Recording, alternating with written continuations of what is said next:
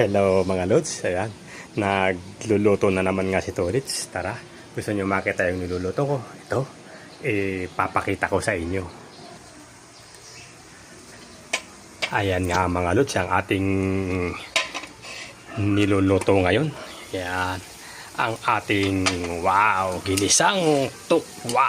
Ayan, medyo nagtitipid tayo mga lods, kaya nga tukwa na lamang yung ating nilutong ulam ngayon para naman makatipid-tipid tayo. Ayan, at luto na mga lods ang ating tukwa. Ayan, mainit, umusok, umaalingasaw ang bangko, ang sarap.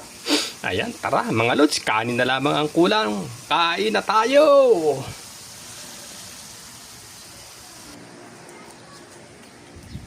Ayan, luto na mga lods, mainit, umuusok, malinamnam.